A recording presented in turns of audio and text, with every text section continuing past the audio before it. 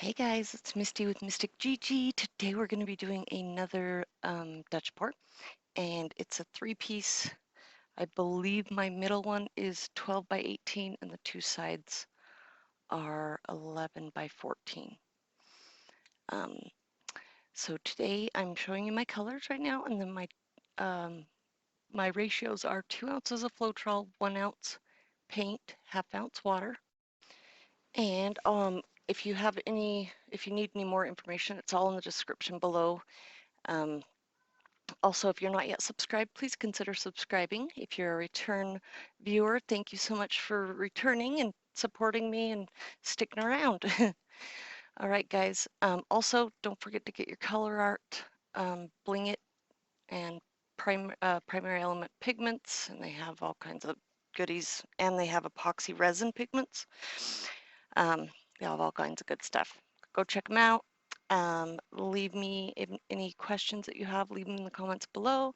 If you're interested in any of my art, it is for sale as long as it's still available. You can just email me at misty@mysticgg.com, and I will let you guys watch. Thanks so much for joining.